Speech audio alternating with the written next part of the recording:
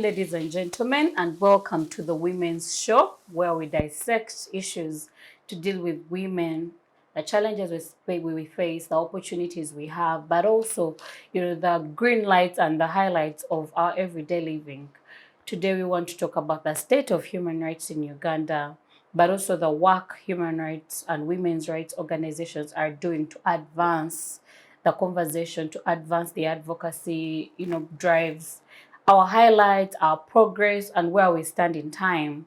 And to have this conversation, I have Winfred Mugambwa with me. Welcome to the show. Thank you. And next to Winfred, I have Georgia. Georgia, welcome to the show. Thank you. And I think this is your maiden appearance on our show. On Civic. It's really, really good to have you. Happy to be here. And I'm hoping you come back. Yes, I will. Definitely. And next to have Charlotte. Charlotte, welcome to the show. Thank Charlotte you. is from Women's Probono Initiative. Yes. I think I love the work that you're doing at Women Probono Initiative. And not new, but very loved on this show. I have Naima Isa. Naima, welcome to the show. Always honored to be back. Very much so. And to just have this conversation, ladies, I know we stand at a point in time where, the conversations are around human rights, but not that we are, excelling, but that there are a lot of moving targets that are happening.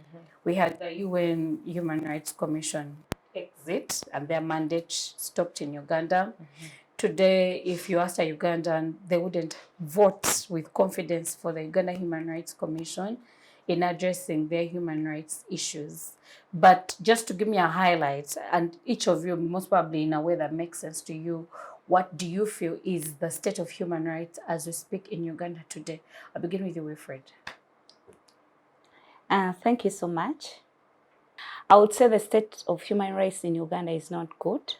Yes. With all what we are witnessing, we can't say that it's good. We are taking steps back. And we need to fear for ourselves. Not only for yourself, but for ourselves. Yes. Yeah. And when you say fear for ourselves, recently when they stopped the investigative, organization from showing the documentary on the labor exports that is happening in Uganda, it then dawned on me that a lot of times when we speak human rights, we forget labor. True. And the unfortunate bit is that they weren't even stopping labor companies, but the expose on what is happening in the labor industry. And so it's that everyone is as small as we will stop even a documentary from being shown. Georgia, what do you think is the state of human rights in Uganda? So since this is my maiden show, I will reintroduce myself. My name is Georgia Tumwesigye. I am a Women and Leadership Program Manager at the Forum for Women in Democracy. So the Forum for Women in Democracy is a women's rights organization formed out of the 1995 constitution-making process. And so you see why it is important, why the constitution is very, very important to me and to our organization. The state of human rights in Uganda. I'll just say, when I was a child, we used to hear stories about these really bad authoritarian regimes. And they used to talk about, brutal arrests, illegal arrests without detention. They used to talk about torture, mass shootings, even when you remember November 2020. So the stories that I used to hear then, and I'm alive today, so I feel like, is this history? Were these people predicting the future? So for me, when someone says, oh, during Amin's time, oh my God, this and this was happening. And I'm seeing it happening. And my biggest disappointment today is the Uganda Human Rights Commission. A body that was put in place out of the 1995 Constitution to address, the human rights abuses that had happened pre-colonial, post-colonial times. And now it is in place, but they are toothless. They are not even a barking dog. They are just sleeping. You know, I do not know whether it's about the operation where the chairperson, you know, you're constituted by the government, you're appointed by the president, you are paid by, you know. So then if I am feeding you, I am paying you. He who pays how the piper do you calls the tune. So how do you hold me accountable? I am feeding you. I am the one who appointed you. What do you even mean? So it's a sorry state. It is very sad that we have the most robust legal framework against torture, and nothing is done. I have not seen anyone. Maybe I will need to be educated and informed if there is any authority that has ever been arrested and held over torture. I do not know anyone, you know, who has been arraigned before courts of law for aggravated torture or, you know, for getting involved. I think the ones I know are so petty. It was the 18-year-old and the two who were fighting for money. Pretty Nichols, whatever. And you see, going back to the state of, you know, human rights in Uganda, when we even go to the judiciary, you'll see a young woman. So there is justice that is not balanced. You will see a young woman fighting another young woman over a man, and first off, these are children. They are below 18. So it means they are being defiled. I have not seen anything done about the man that was being fought for. Then, so this girl, I keep forgetting her name. Pretty Nicole is the victim or the survivor in this case. So the beater, the beater is given a 3-year sentence as a first-time offender. As a first-time offender, as someone who, you know, has acknowledged guilt. And is saying she is sorry, is remorseful, but is handed a 3-year sentence by a female judge. And then we go to another video where a man in authority is beating up a subordinate to the point that she was bleeding. And the man is handed a fine of 200,000 or 8 months in prison. What does that say? This other victim was bleeding. This, you know, so sometimes it's about the stories, and the human rights today are mostly shaped by online conversations. So I think the judge went with the social media rate. And, you know, so trial by the media. That is what is happening. So the girl was tried first by the media. So the gravity of the offense was declared by how much attention it got online. How much popular it is. Interesting. So that is the, you know, the sense where torture is normalized. People who saw Kakwenza's back, you know, and you know his thighs.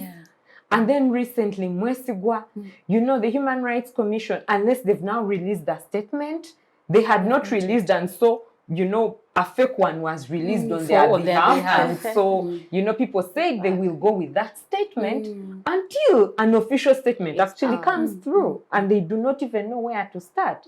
So we are in a situation where also I am grateful that, you know, the digitalization now is showing us more and more what our country is about. We now know, I have known for such a long time that we have safe houses. I saw and heard the stories of people who were tortured. You remember Besja and the 22 others? The PRS suspect. I don't know what happened with that case, but people used to tell their stories in print media. Print media doesn't reach as many people. And now we get to see videos, we get to see the victims. People are now speaking up.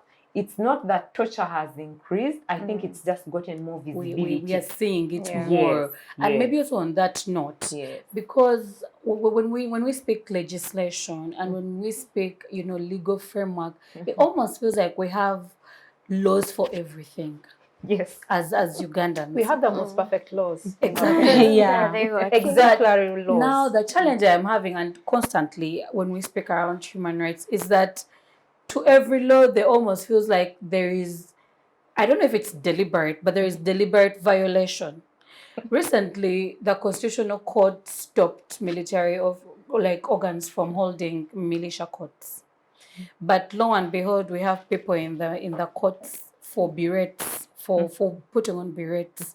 I'm still struggling with the fact that that's the case that is in court, that they were putting on berets. Of all the serious offenses. Red we beret, have in of that all country. the critical, yes. So with that backdrop of, look, it's not that the laws are not there, but that there is a level of impunity.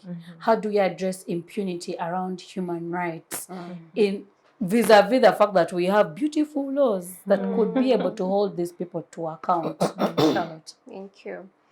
Once again, my name is Charlotte. I work with the Women's Probono Initiative, and I'm glad for this space that we get to speak out freely, because you know how the civic space is apparently. Yeah. Voicing out what really matters. You be like, am I safe? Yeah. Should I say this? Should Will I the say? drone come? Yeah, so maybe then you're like, oh, you're the one. Okay, get in. So I am really privileged for this. Back to the human rights state right now and how to curb the situation is, I do not know where to place ourselves via the human rights situation in our country today. As you're speaking, I was watching the documentary, the On the Go, the one that was carried out. This carried so much information for us as the people in the country, the legislators and the citizen in all the spaces, and it carried so much. Like, we do not find time to. Yes, we can speak about the labor externalization, but we do not dive deep. We just know, oh, they are taken, they are mistreated, but this documentary had really good information. But then, when it was going to be aired and that scenario happened, it dawned on me. I'm like, okay, how do we access our information? And as Ugandans, we have that right to information. Why is it being violated? And then how the police was mishandling this whole situation, like they are abusing our laws. Where should we run to? Exactly. If this is how the bodies are using it against us, where should we run to? Where are we able to get this kind of information? If at all we are blocked, where, like, it is so evident. I do not know which percentage to place it. I don't know whether we have moved a step, but the bigger percentage is we are really moving like 6 steps back. True. We have said a lot. We have done the advocacy. We have held our voices. We've done, but also even the civic spaces themselves, like where we're supposed to be airing our views as citizens, we are being blocked off. Look at the city square where we used to sit and air, demonstrate and do all. Like regarding our rights, it's just flocked with the army. Military, you cannot sit there. You cannot exercise your rights as a citizen. So moving forward, I really, I feel so heartened. I don't know. We've done the advocacy. We have reached out to the people at the grassroots, because at some point I thought maybe these are the usual spaces the usual faces we already see. Yeah. Maybe they are tired of us. Can we just go down? We go up to the grassroots. Maybe we tell them, we tell them, we give them information to please, let's pump you, and then you come up and you create agency. But now these ones, like, I don't know, Tricia, it's really heartening. I hear you. And maybe also to bring Naima in this conversation, the constant is, and picking from all of them, is that we've just kept on going. And somehow we are at a point where we just don't, we have, it's not even a climax, but we have a full-blown manifestation of where we stand in time, of this is it. This is it, in such a way that there are very many organizations that closed house due to funding situations. Yeah. This is it that we have the biggest donor in Uganda shut down. This is it that now the mandate of the UNHRC is stopped. But against that backdrop is the reality that our government believes that, the human rights organizations in Uganda are actually working and they are busy. So we won't need any other external help or support. But in totality of this reality of, the narrative government is selling and the reality that we are living as human rights organizations in this country don't add and don't meet eye to eye. And so where do we go in such an environment? Because your government believes you're okay. Yeah. the reality of the matter is it almost looks like it's London Bridge is falling. So how do we marry this reality into, building forward? Okay, thank you very much for the question. I've been listening to my, fellow panelists, and I was thinking, like you mentioned, UHRC was closed, and you also brought up the issue of DGF being closed down, which was one of the biggest donors. I'm trying to understand really what they mean by we can survive as human rights organizations, and these are my reasons. One, if you look at the major human rights organizations that we have in the country, they are all donor funded. To start with, I've never heard of any human rights initiative being funded by the government or the government funding, organizations to dismantle and do the work in relations to human rights. Like government working with NGOs. And I'm talking this because we've experienced so many laws. 2020, 2021, so many laws have been cropping up that NGOs have to, comply with. Yes. And at the back of your mind, you're wondering, what is the intention of all these laws that are cropping up? What is the intention? What is the end intention? So if I don't comply, because the threat is if failure to comply will lead to closure, the licensing, the organization. So what's the intention of these laws? Are they coming to, improve the working situation that we're in, or are they coming to gag and, to gag the organizations not to be able to operate? Because if you're telling us to disclose how much you're funding, and then that is going to be an issue like, these people seem like they're doing money laundering. So if you say the organizations can thrive on their own, then why are you making the working environment difficult? Like we said, the civic space is shrinking every day. It's not shrinking because now UHRC has been closed, DGF was suspended. With the suspension of DGF came so many human rights organizations closing up because they did not have the funds to operate. Not only NGOs, but even government, entities that were supported by this organization. And we had done so much, we thought we had done so much as organizations, but if an organization has been funded by DGF to do the work that the government is supposedly to be doing, and then you have no problem with that, to go ahead, you've closed out the Human Rights Center. Like she said, it's toothless, it can't bite. So if a big shot of UHRC that we're supposed to report to on issues that we've investigated in the grassroots, then where do we report? Where do we forward the issues that we've raised that will be making the government accountable? So that means do your investigations and leave it on the table. That's it. So what impact do you have as an organization that is working on human rights? If one of the biggest human rights centers are closed, then how does that impact your work as a human rights organization? So that, after us understanding that, then we'll see the intention. Are we really anywhere in regarding to, human rights? Are we anywhere? Or have we done anything impactful? Have we held the governments accountable, the organs of governments? Have we done anything? Like she said, the stories we heard about Amin, to me it was a prediction. I'm saying people being tortured, people being detained without warrants, people disappearing, the arbitrary arrests of opposition. My MP who was released recently, and he was telling about how he can differentiate the slaps of an army person and that. So if this is still happening currently, and we're saying that, our human rights status is okay, we can move forward without this organization being in place, I think it's a mockery to people who have been doing the human rights work. It's taking us steps back. And also I'd like to say that there's also new issues cropping up. Mainly when talking about human rights abuse, we're talking about torture, but there's so many rights that are being abused. With COVID, we saw the rights of education, being abused for girl children. We have seen the health sector and how that has really reflected the different rights in regards to health, education, rights to association. When you talk about labor law, mainly we normally look at labor exploitation. But recently when I was coming from work, there was a Karamojong child crying on the streets.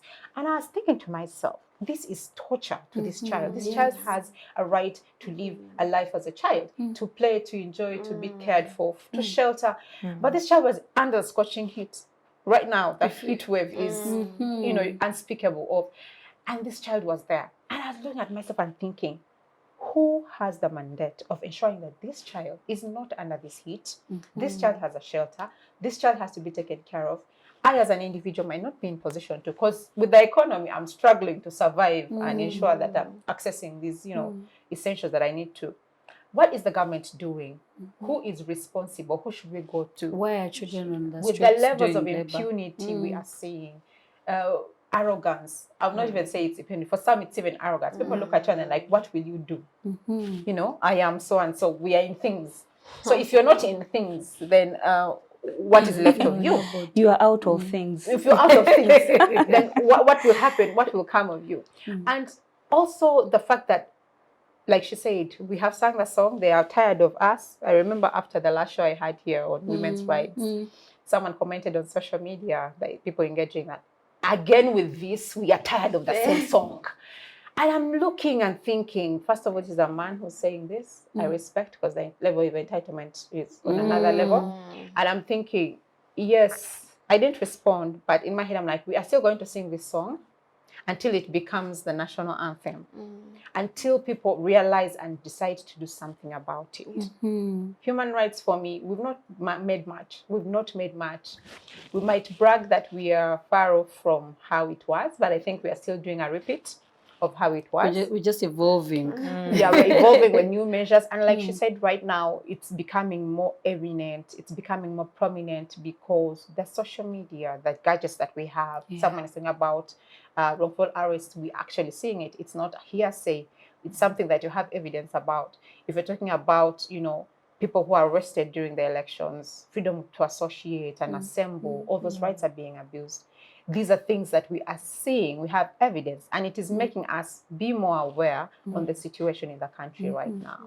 I think that's all I can say. Yeah, and maybe to bring Winfred in this conversation, a lot of times when you hear from activists at the front line or from, parliamentarians or politicians at the front line of advocating and agitating or even litigating, they'll tell you what makes the work hard is citizens that cheer them on and say, oh, you're doing it for us, you're representing us, thank you for doing the work, that lack the urgency of knowing this is our struggle. And so the recommendation a lot of them give is the citizens need to join us. There needs to be, a critical mass in having, citizens know that this is not a fight for my representative in parliament. This is not a fight for, let me say, the activists at the front line or Kakwenza. It's our fight. How do we build citizen consciousness and urgency around, these issues so that they know they are our issues, not for a particular activist or a particular politician in time? To me, I feel they're just playing the side of being victims, Do they even go back to their constituencies to consult the people who elected them? How many, even in your constituency, how many like awareness sessions have you had organized by your member of parliament? If they are thinking that we are failing them, who voted them? And they're looking at, if we could do this for them, what have they done? First, what have they done? Yes. Even when they are debating, most of the time when they are debating about their money, their salaries, their benefits, how come they don't call us that, you know what, you people, let's come. It's not about us, the citizens. I think citizens have talked. Even at the time when we are going to vote them, they consult. MPs tell us they consult. Even in their manifestos, they have long manifestos talking about what they are going to do for their constituencies, with the complaints from their constituencies. And already that means that the citizens have involved themselves. I would think when you join some positions, when you join them, you learn how to play the card in the smart and unsmart way. Like I would say, we talk about human rights. The government will tell us that there is security, but there is insecurity within security. Yes? Our government there's security within insecurity. They've really played, and I appreciate the government. They've given us the ground where I can speak openly. But you can speak openly at the end of the day. You know? I think it's yes. Yeah, Idiame said you have the right to speak, so, but not the yeah, in the an right after environment, speech. in an environment where there is insecurity within security, where we cover up security for insecurities, and the people driving it, the people in their positions, we ought to run to, we must run to. We also get confused. Of recent, there is a member of is a minister. She's a minister. I really get disappointed. I love women. I speak for women. I mean, I love the way women have been in positions. Women, I feel they're empowered and again disempowered by this government. The context, yeah. Of recent, there is one of the ministers who is talking about access, like discriminating some groups of persons from access to health, and surprisingly, she was in Ministry of Health, yes, and the money now she's complaining about when she's out there, she didn't have the guts to speak about that money, that we don't have to receive this money. Why? But why she's speaking about it now? So it gets me to, what do citizens have to speak? What do we have to really tell our member of parliament? Because do we even have one? Because when we talk about accountability, that is why even member of parliament fear getting back on the ground. It's like now a job. To me, I believe our member of parliament are just now a job. They are looking at their salaries. But as they ask for us to get back on, to get to them, to help them, let them create for us the space. We've been talking about the different human rights violations. We've been talking about torture around the country. We've been talking about sexual and gender-based violence. We've been talking about very many issues, very many different issues. But what I've seen in our parliament, they will jump on something. I think in Uganda we say kuba kwekwata ku bisubi. They are not accepting they are not accepting their failures. Yes, they are not accepting, and I think they need to just sit. Even when we look at the different, like I was saying, the different violation going on. What have they done? Do they also need to first consult their voters that, you know what, there are people being abducted, so what should I do? Yes, the inflation is high, prices are high, what should we do? You know, there are obvious things that they need to do what? I just need to say that they need to up their game. They need to know that as member of parliament, what is our mandate? Because I see sometimes, many times, they lose track. Like how she said, how from nowhere we saw the Budo saga. And they're bringing the Budo saga. This is a member of parliament. We are like, okay.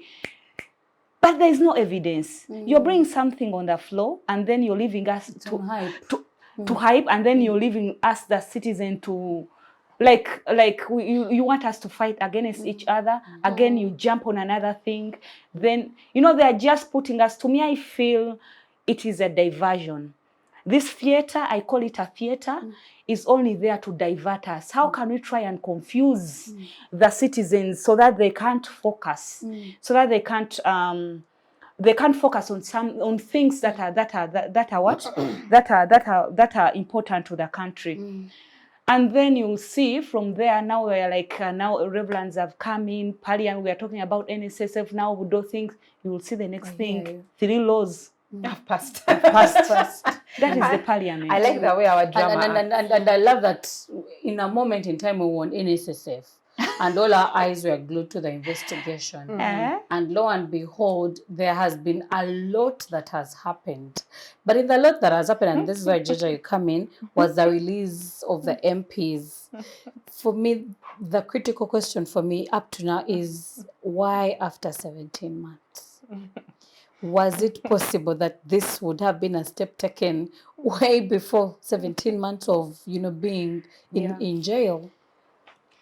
So I will tell you that our country operates like a family. a dysfunctional, very, very heavily dysfunctional family. And so I'm going to go into the deepest patriarchal aspect of a family that you can ever imagine. So unless daddy okays this, it is not going to happen, you know? So daddy, and I'm still going to use that. So daddy says you have violated. You are actually suspected. You're very bad. We do not have proper evidence, but for now, you know, get into this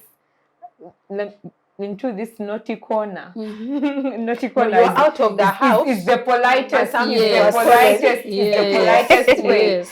So first go and stay in the kennel until you know we can find out what happened. So you will apply to get out of the kennel as investigations continue, but daddy does not believe that someone who who did that, whatever it is, you know, so daddy is running every system in the family.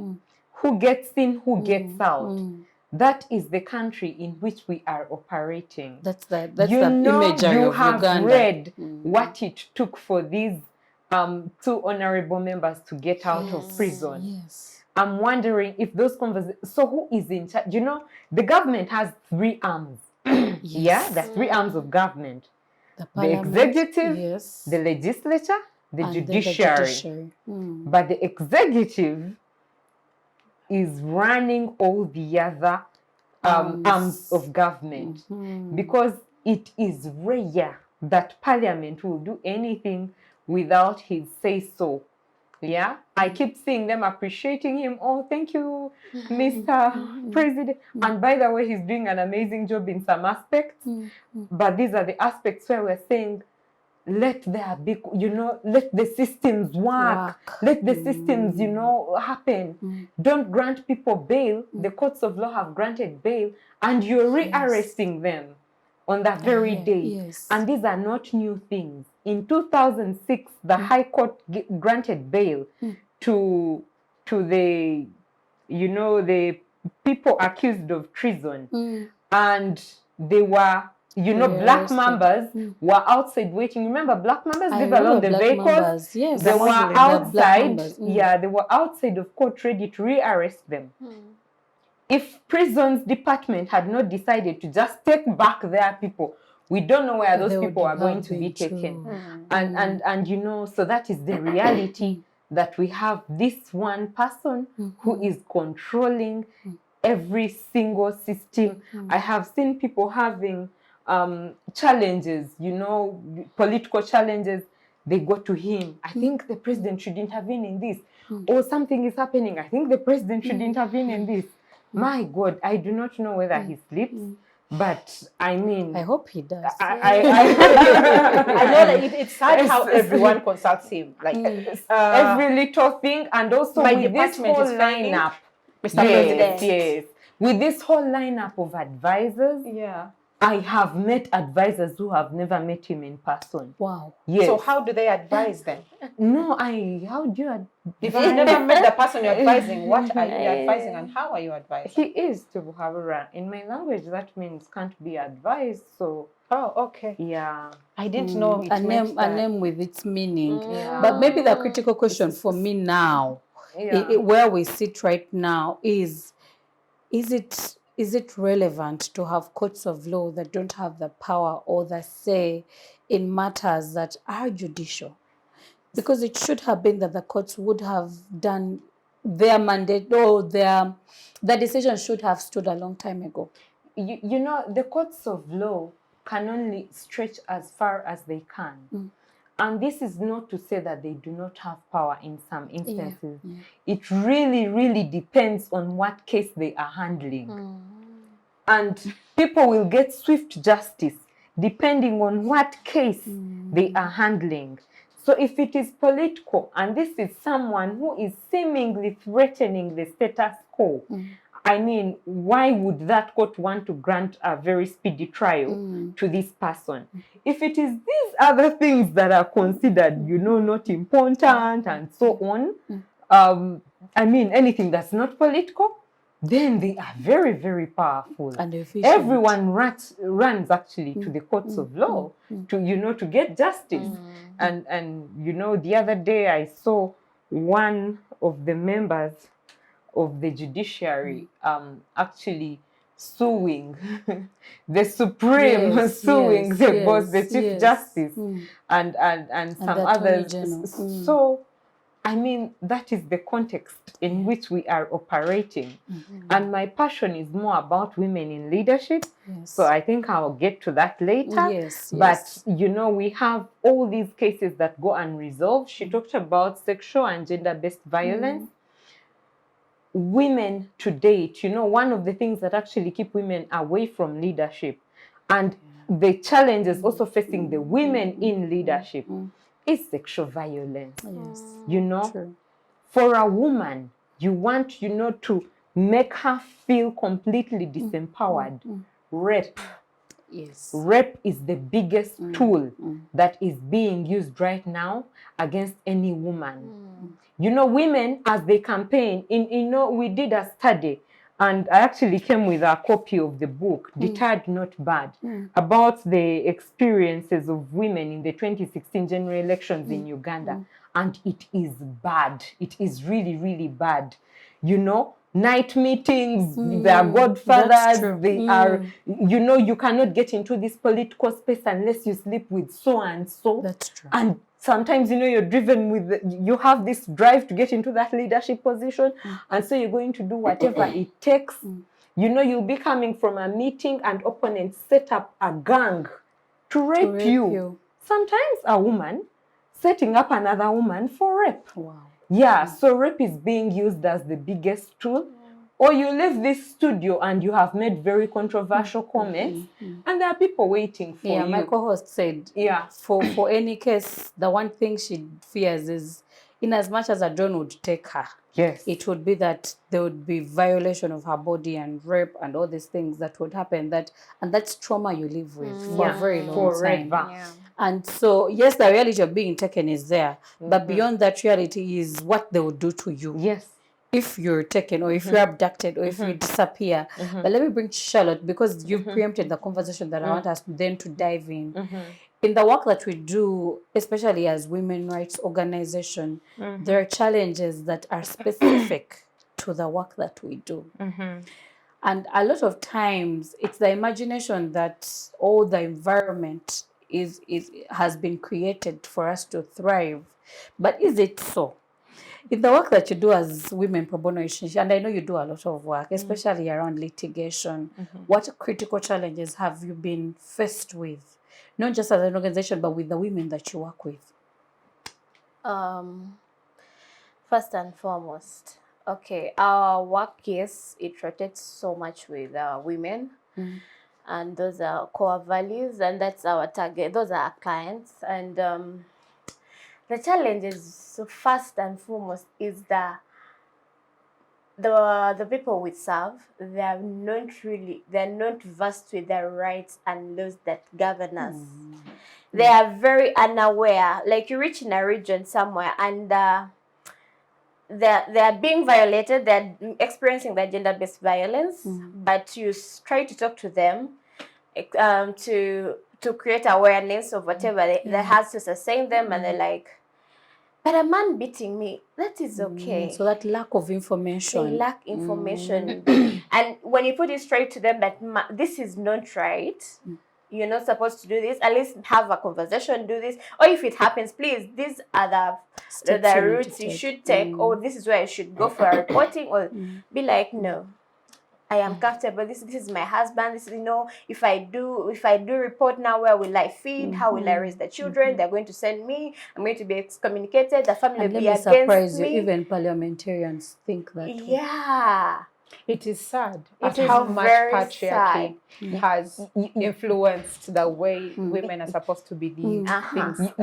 You see what she says about, you know, what will I feed my family on? You see how poverty can be very, very disempowering. And which is why we need to get into economic empowerment so that, you know. The other time I was surprised, the other time I was surprised on Urban TV when the head of Uganda UHRS. Uganda Human Rights Commission. Yes. Yes. When she said, she was talking about the lady who had allegations that she was abducted and again raped. And surprisingly, my heart started even bleeding, hearing such words from a fellow woman. And on a national TV, and she's saying, you know, we were seated in parliament, they brought this woman, she alleged that she was raped. When I called her to have a talk with her, she came with 2 lawyers who were men, and I wanted to talk with her alone. The woman didn't come, which means, the way she was stating it, she was like, this woman was lying. You're hearing such from a woman, and a woman in a position, you get, then other women are hearing that. You get? So many times, many victims, the ability to be believed. Decide, they first of all, they don't believe them, leaving those ones who even don't get a chance to go and like on the floor of parliament to air out their experiences, who don't have the chance, and they only have a chance to go to the local council. They'll just be like, and that's when Naima calls the patriarchy. I'll conclude with you, Charlotte, then we'll go into the next conversation. As I was still stating, that is really it's so much in the society, in mostly at the grassroots, because we are diverse. And then you find that the kind of a nature of work we do, we like advocate for the rights, we stand for the less privileged, those who cannot access or equally access the legal entities or the legal services. And then you find that we are being targeted by the government or the anti our work, the SRHR rather. Like they be like, you're always criticizing our work, but here we are. We're trying to voice out for the voiceless. We're trying to present issues of those that cannot equally access the services. We're trying to bring out the issues for those who cannot speak. And you find that the women themselves that we try to represent, they cannot even stand on their own to speak out. And here we are, we're trying to come out and please be the microphone, be the voice, and then we are critiqued. It makes a bit of our work very hard, but then we have to strive on. We have to, because we have a goal, we have values that we stand on. So we have to push. We don't need to like the resiliency in us as women's right organization, and then the collaborations we have, the movements we have. We really been we have had that support, and we then keep moving on. Then there's that kind of funding. We cannot like sustain all the cases that we take in, because we have that part of we do the litigation. We find that women walk into our offices like on a daily basis. There are so many. They're reporting cases and being in a state of like, I am a woman, I need to help, I need to do something, I need to make a step, I need to make a remark for this. There are so many. Then when you approach courts, there's so much backlog. There's this bit of adjourning cases of, okay, this is a rape case. You really see it's urgent. It needs urgency to handle it. But you reach there, be like, can you come up like urgent, not even tomorrow, a month.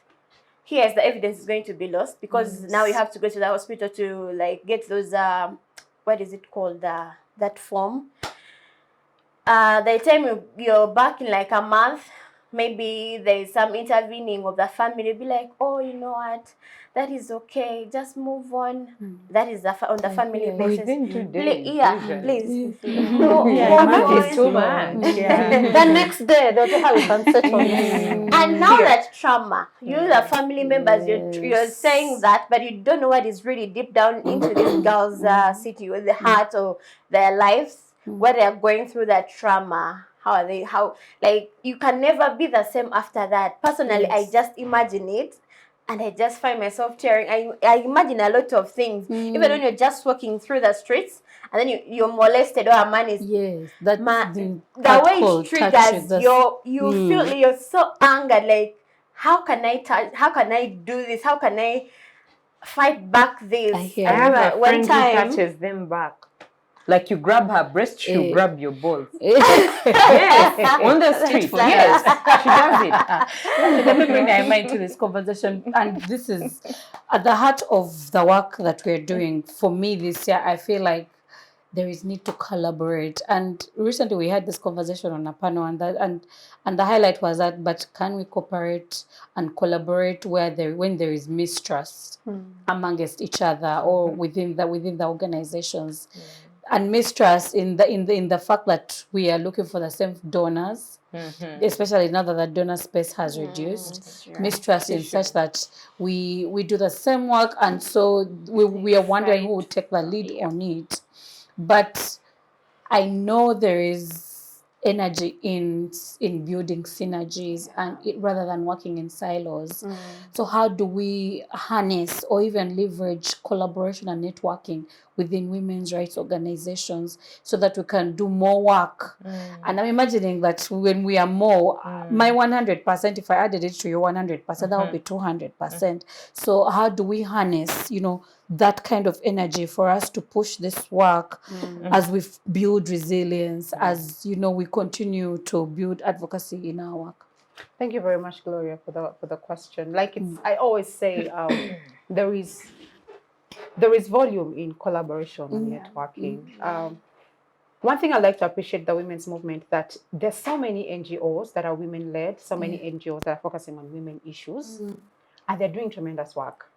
But I think one thing we need to do, like when people are speaking as hearing a woman say, denying a woman an opportunity, a woman critiquing a woman, pushing people to rape a woman. The pull her down syndrome is real. And it also manifests in the work that we do. The organizations who will be like, I'm a big organization. Why is that small organization cropping up to take up space? And then we forget. One thing I've appreciated is that different generations come with different ideas and different, creative ways of getting solutions and resolving issues. The most important thing we need to do is identify the strengths that every organization or every individual has, appreciate what they bring to the table, and then, think of ways on how to work together to achieve. As reading something, I'm always on TikTok, reading what different people. It's not for the fun, but to appreciate different aspects. And this 60-year-old CEO was talking about how she hires Gen Zs. For those who don't understand, those are the people who are born Generation Z. Gen Zs, and the way they work is really like creative because they are tech savvy. They think outside the box. They're really quick on their feet. And she's like, they think of treasures, ideas, and then when we take them on, I get results. They work, So what I'm talking about is, can we create consortiums, synergies, work in groups? You can work as an organization and you're really good at what you do. For example, you could be good at legal aid service, and she's good at women leadership, and my organization is good at governance. Her organization is probably good at GBV, like that. Those are her strengths. Those are things I talk about. Then let's think about, how do we work together? And I'm speaking this because now funders are not looking at funding individual organizations because the civic space is shrinking. They're looking at how big an impact could. Me as an individual, I could not, get an award of a grant that is 500,000 USD as a show. But if we are a consortium, we could be, organizations, get that big grant, and that big grant, everyone can take a piece of their cake and see how they can impact their work. And also, I'm talking in regards to reach. I could be working, let's say, in the north and the eastern region of the country. She's working in central. She's working in the south. Us working together, we're able to impact and have the same vision and goal for the work that we're doing in the whole country at the same time, other than me just concentrating in the region that I operate on. So working like that will help us achieve more and even receive the target. At the same time, deal with the issues of funding. We'll not be scrambling and fighting for funders because, the proposal writing, the whole process is really exhausting, and then you end up not getting the funds. And then you come to get, Naima got the funds and you don't get the funds. What's so special about Naima? Then the hate comes in, the undertones, the beefing. So if you work together and say, like, the 4 organizations, let's write a proposal, something that's going to impact, and then see how we can work to achieve something together. I think that donors would love to see that. And the other thing I'm also thinking is we should now rethink how we're going to sustain ourselves with the closure of DGF, with the closure of UHRC. how then do we sustain ourselves? This shows what the future holds. Like donors are going to move away, you know. Then what? Are we going to close the work that we're doing?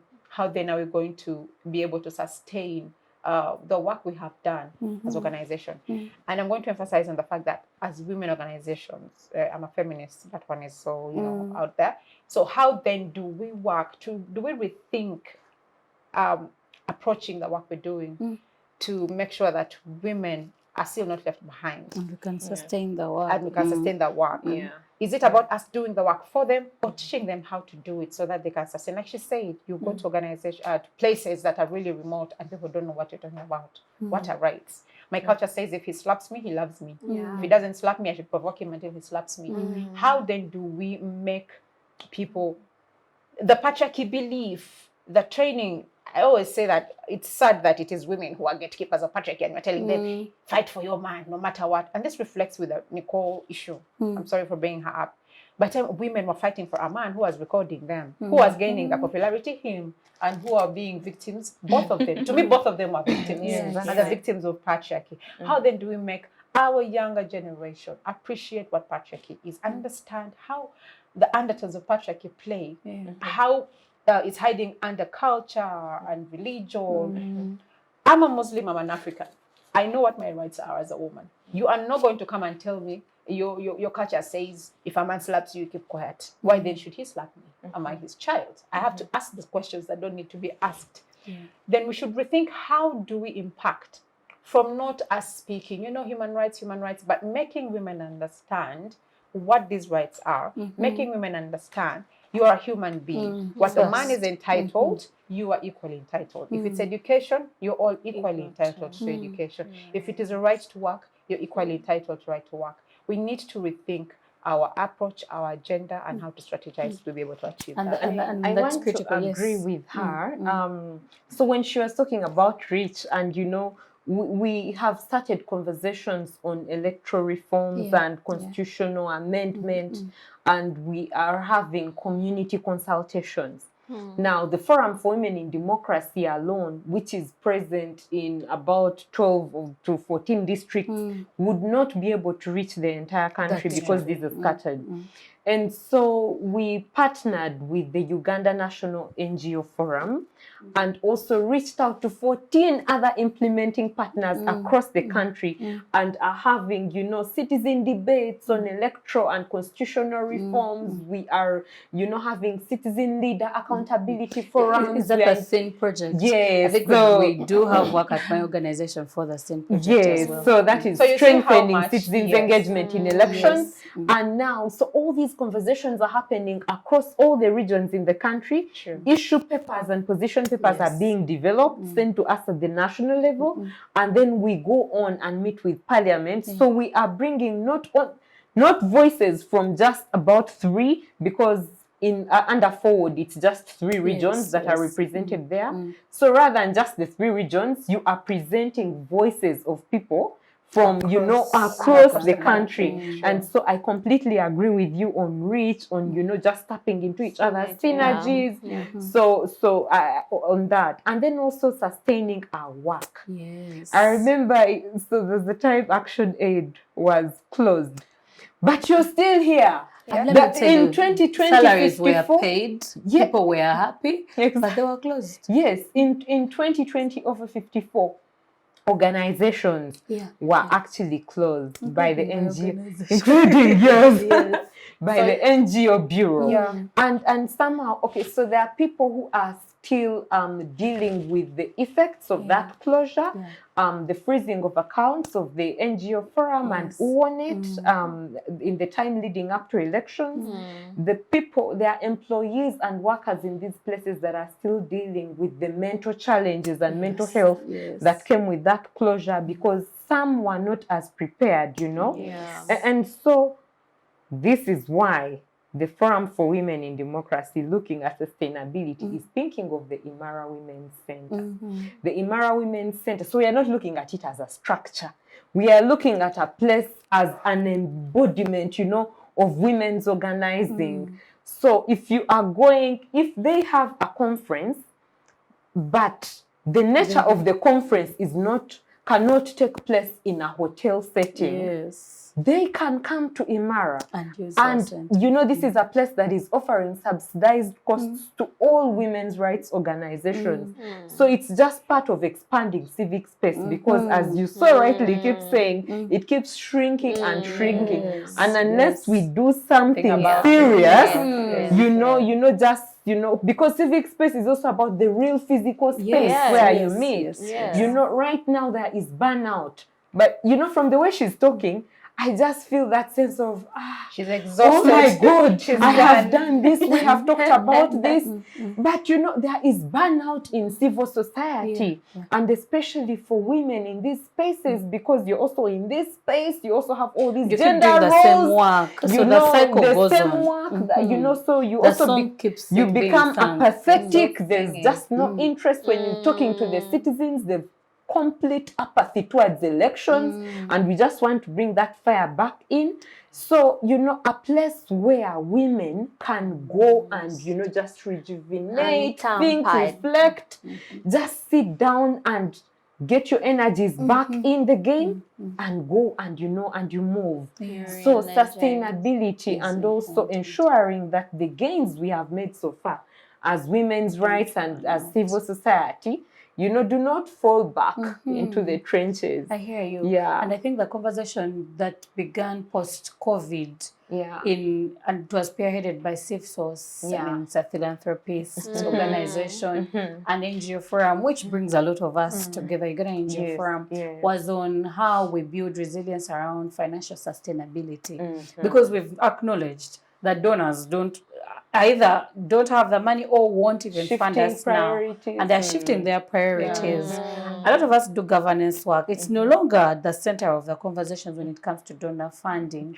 And so a place like Imara speaks to sustainability of how do we have our home and plan for the next 10, next 15 years, next 20. But to bring Winfred in that conversation around sustainability of this work, what are our low-hanging fruits?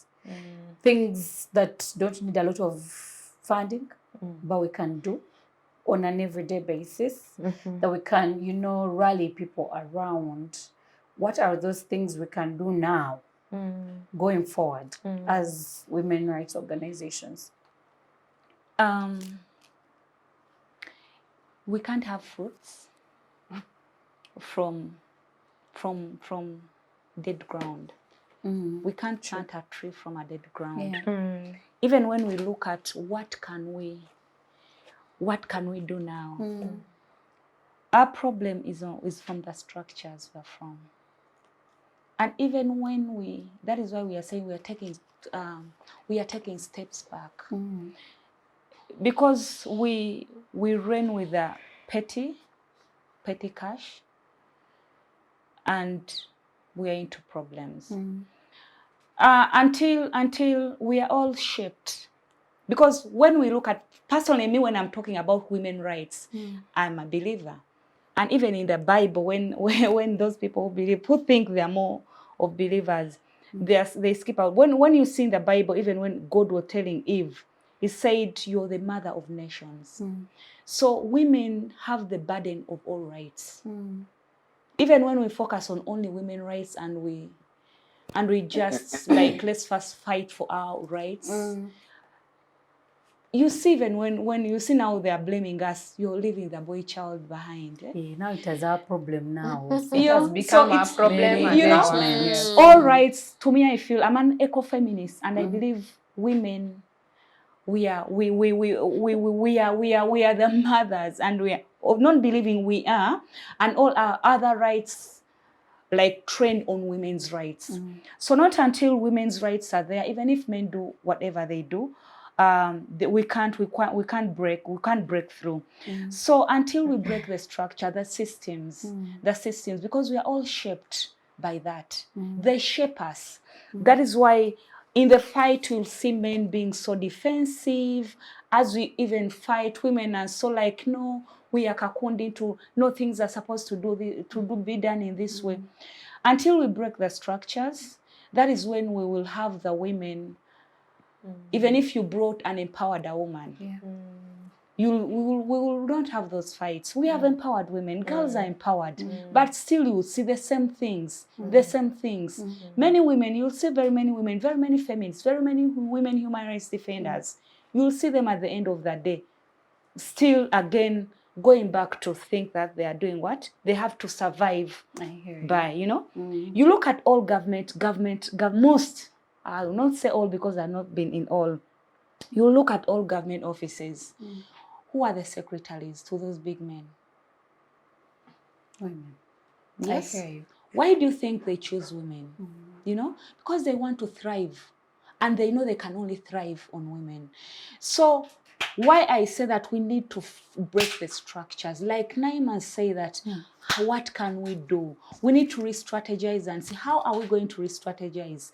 Yes, we talk about sustainability. How are we going to be sustainable in this? This is a very good idea. And I would love it. Are we taking it locally? Let's go like, and reach out to every woman. Like, I would give, our problem is,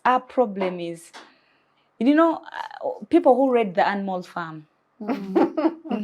Every man is equal. Every animal is equal. So our problem, the animals thought by joining forces and they get away from this farmer, this government, like, you know how the government come into position. Yes, it was like the Animal Farm.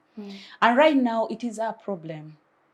They massage, they've tried, because they know if we got these women, to me, this is what I feel.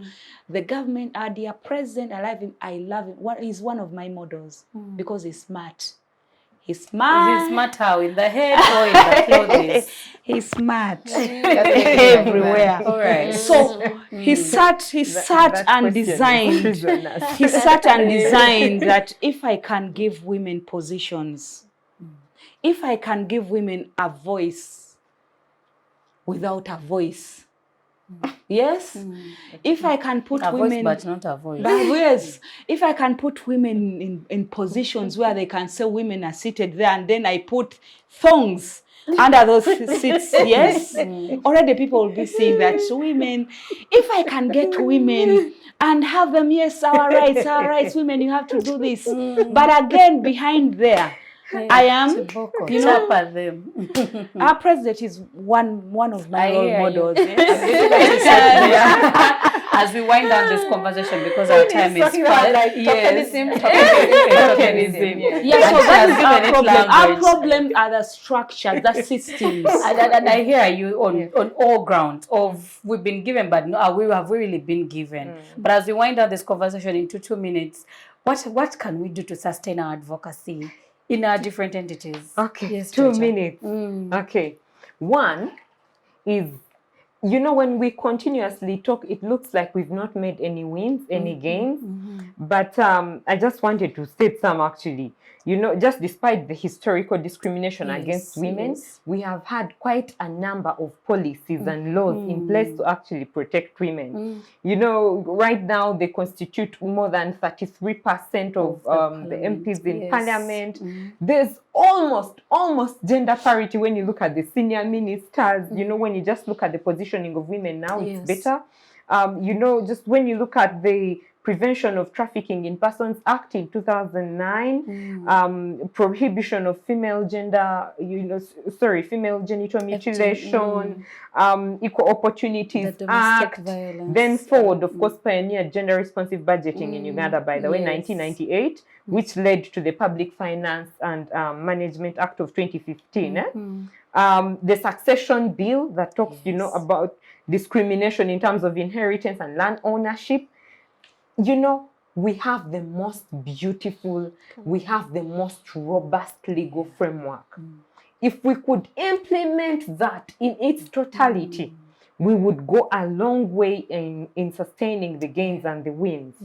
The other thing that we need to do, first, the shrinking civic space.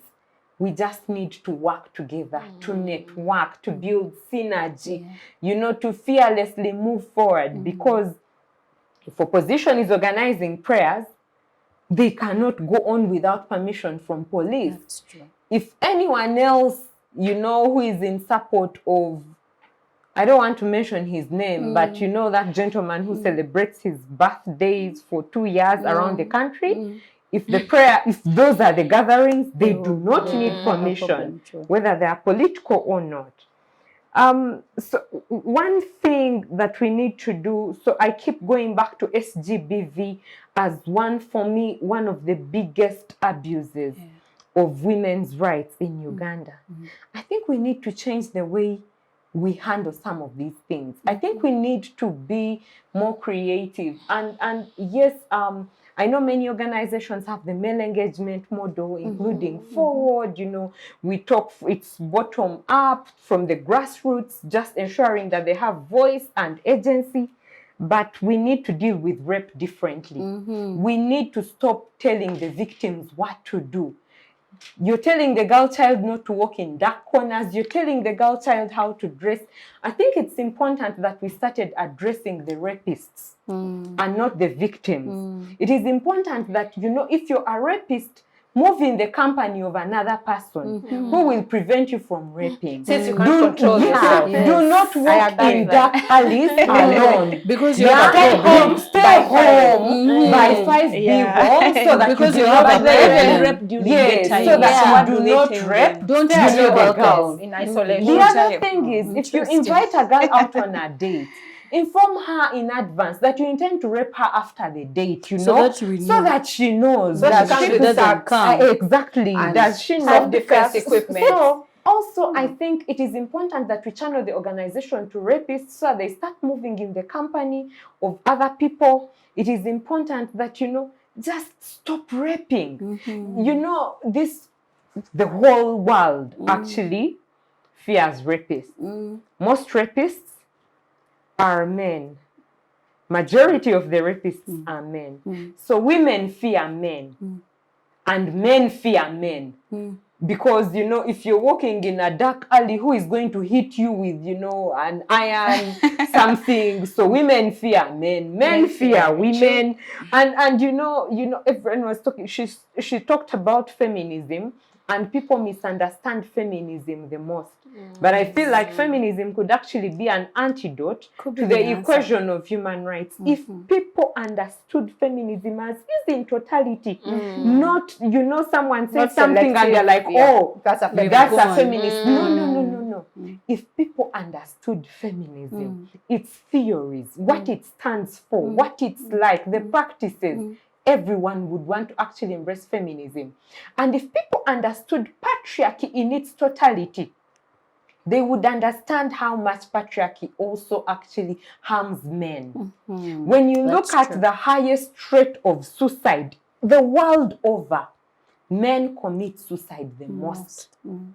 It stems back to patriarchy and the pressures it puts on them as men. So these are all things to talk about. But, you know, also we need to bring people who torture. We need to bring all these people to book. We just need to end this specter of injustice and impunity. We can't have another torture case now. happen without a face to it. Yeah. And I was very sad that the UPDF defense spokesman said, oh, Mugambwa was not in custody of any security organ in this country, so we don't know who he was. And they're with. not even concerned We need to find about that. But let's, you know, let's Gloria, find you out. could actually be right. Also, I mean, the security organs could also be, because I feel like now, because nothing is being done about torture. So if I have, you know, a bone to pick with you, I will come with my drone. I'm not a government spokesperson, people, I hear you. but I'm just thinking this is now an opportunity that people are taking on. If I have a bone to pick with you, I will pluck off, just get a numberless, you know, drone, come for you, pick you up, abduct you, do whatever I want. I will drop you back in the trenches after that. And because now all the previous torture cases, nothing has happened to, the abusers. we are still going to say that it I is hear government of Uganda. So in order to clean up house and clean their name, let them bring Government all is those to do thorough abusive people to investigations. book, so that the people who are taking advantage of the situation, it could be civilians, by the way, or even enemies, who just say to you, and will still think, oh, it's I the hear government you. that is holding. hear So you. and Just so. maybe to add on a small thing. We're going to go, Charlotte, because we're going to really wind down this conversation. Charlotte. For winding up, as she was presenting, she put the available laws and policies that govern us all, even our work. Yes. If at all we put it to work, we implement it, we really have the best laws. But how do we put them to work, to guide us, to help us to organize? That would be a very good initiative, and also to the collaboration for us together to come together, because initially we all have the same values, we have the same goals. Working together, it can make us stronger, and we thrive to that goal that we're all looking up to as women rights organizations. And also to not tire, to do good, to do the work we are doing. We shouldn't tire. It doesn't matter what. You speak. If at all the instruments are done, you do not have any tool, we still have the mouth. You can speak. Use what is available. Do the activism. I know we are still on the road. It's moving. Our grandparents, what they have done it, and we're still here doing it. Let's not tire. We shall reach where we're going. I hear you. Naima. Well, I don't think I have anything useful to add. Friend. But maybe what I can say is, to me, it's individual accountability. To people to make sure that they walk the talk. Not civil societies, most times we are, even lawyers and the law enforcers, we are good at pointing fingers and forget that the three fingers are pointing at us. Why am I saying this? We are talking about labor exploitation, talking about, Patrick and all that. But what's your contribution to that as an individual? Are you walking the talk? Are you exploiting your house managers? Are you abusing your security, personnel? Are you abusing the unprivileged people? For you, until you arrive, a decision cannot be made because you're richer than the other people. How do you hold yourself accountable as an individual before you start holding other people accountable? Do a soul search, identify what your problem is, accept you have a problem, and then start solving the problem. What am I saying? If you're the kind that abuses your house manager because she is working for you and you feel she does not, she cannot afford to sit on the table as you and eat with your family, then you're the problem. You need to solve your problem. In our workplaces. That is one thing we need to do. Even our workplaces, if you're abusing your subordinates and you're talking about governance, structures, giving people opportunity, and you're not allowing females to take on managerial positions, you're the problem. So we need to do soul search, work, and make sure that we stick by what our values of human rights are, what we need to do. It begins with you as an individual for you to change the community. So change yourselves before you think of changing other people. Indeed. Self-transformation. And self-transformation, yes. And I think all these ladies represent organizations where we do active work. But beyond the work that we do, we also do advocacy and are activists in our own rights.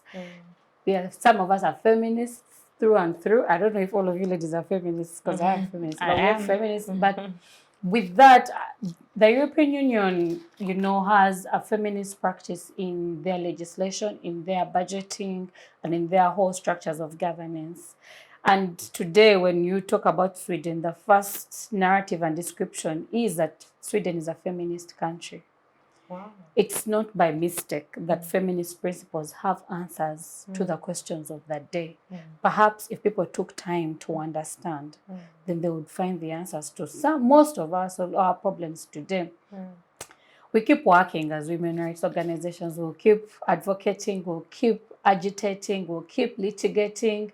But we are hoping that from wherever you are, you can continue these conversations so that you also can join the marathon in making sure that we have women's rights at the center of human rights.